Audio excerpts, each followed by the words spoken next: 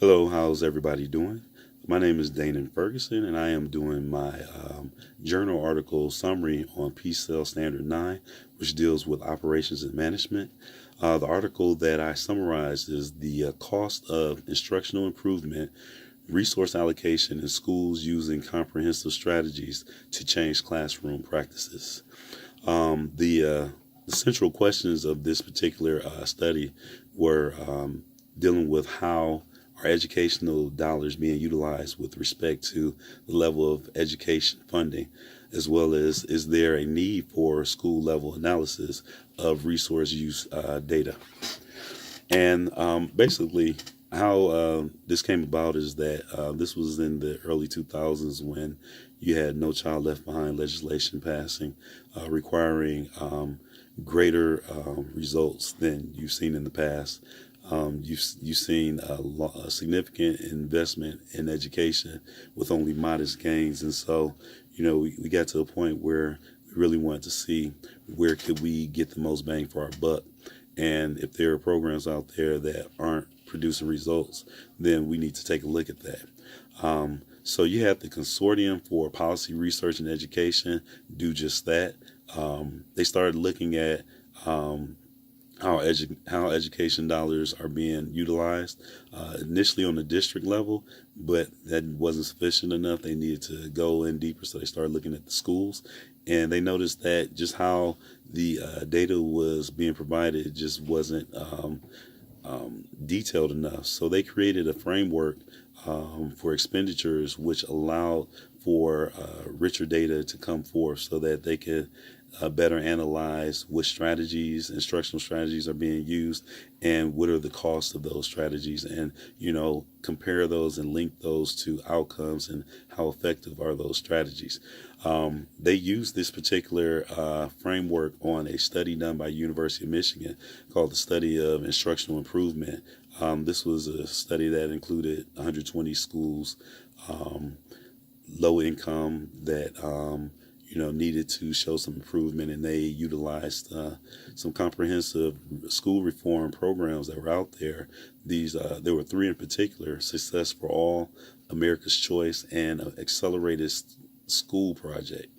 Now they went on and they followed those schools for about 5-6 years and looked at two different cohorts. But this particular study took a look at the expenditures and used their expenditure framework to get an understanding of how exactly dollars were being used to get whatever results they got.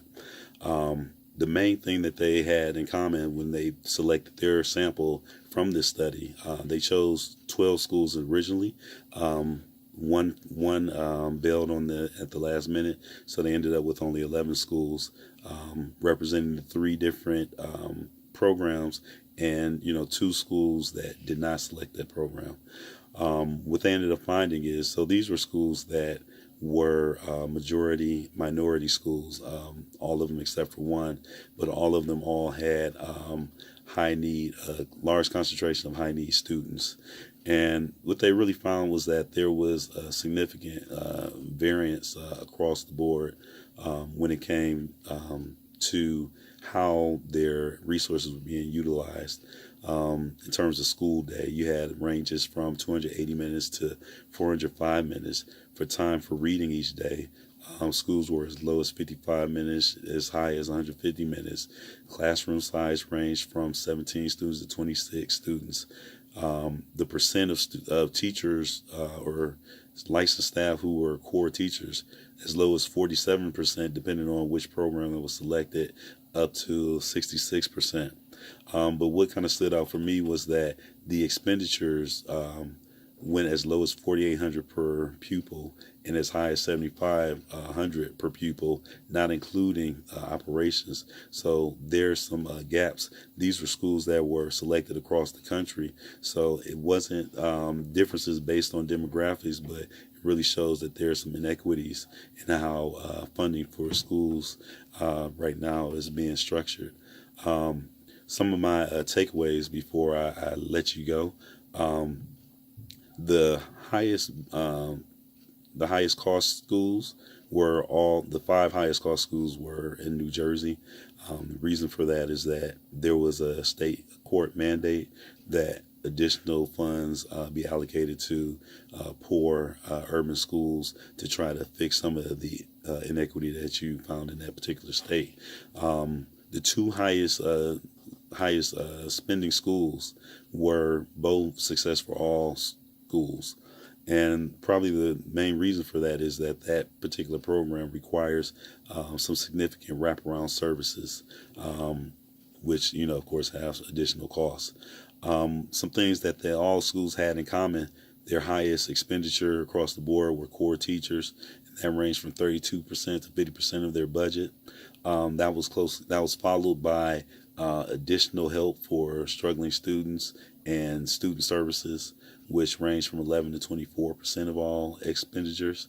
And another very significant expenditure was for professional development, which I think is probably one of the reasons why you found that in this small sample, all the schools showed gains, because those schools were committed to ongoing professional development, and on average they were spending about $7,700 to $7,800 per teacher on professional development to continue to improve those instructional strategies. So last thing I want to do is I want to ask you all a couple of questions. The first one, before I do that, one last thing. Unfortunately, because of the sample size, the consortium was not able to generalize their findings. So they decided their next steps would be to collect data on additional schools across the country so that they would be able to take their findings and use them in a broader context. So my questions for you today are: how important is it for building leaders to understand the costs associated with the implementation of various instructional strategies and their impact on the school budget? And secondly, is the selection of a comprehensive reform program and its associated costs best handled on the building level or the district level? Thank you. Have a good day.